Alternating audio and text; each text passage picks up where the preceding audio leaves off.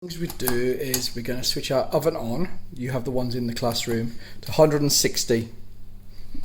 Okay, and that's going to heat up. And we have a baking pan, and there's this paper called greaseproof. It's also parchment. And if you have the small baking pan, it's per person. If you have the larger one, it's 2 or even 3 that we're going to fill with your ingredients. If you are making in the same pan, it's a larger one. If it's a smaller pan, that's going to be for 1 person.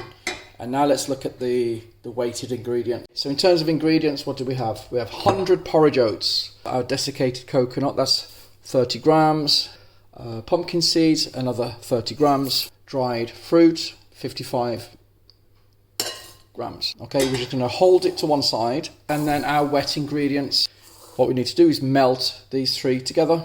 So you're using a ceramic hob, I'm using gas. You're going to place your butter, that's 35 grams. You're going to have your spoon, it's going to melt.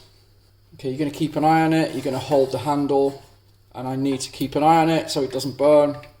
Once that's nearly melted, is get our sugar in, and we're going to stir that in.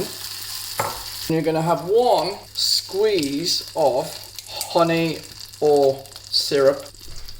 So just 1 squeeze. It's about 15 milliliters. Stir that, and as I'm stirring, I'm just going to put in my ingredients and then stir all that together. Okay, we can take it off the heat, and that's going to nicely make it moist. The butter is going to help give it the structure, and the coconut's going to give it sweetness. I have my tray.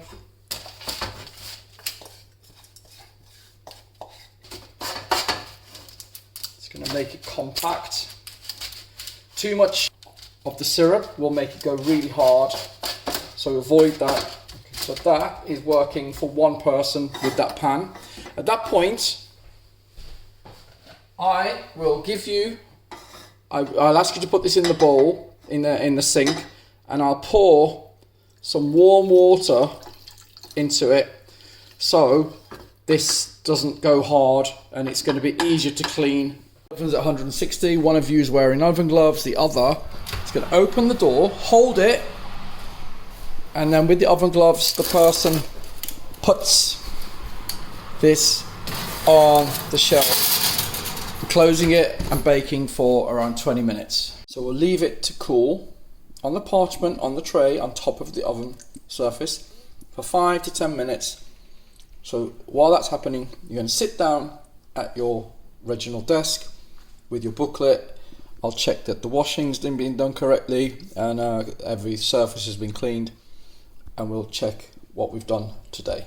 So at this point, it may be just about cool after 5 minutes. So you're going to wrap the parchment around it and avoid touching the hot tray. Teacher will remove your hot tray, and that leaves you with your granola. You can probably just slice it down the middle and wrap the parchment around and just fold it in half, and we'll put that in foil. That should turn into nice granola bars.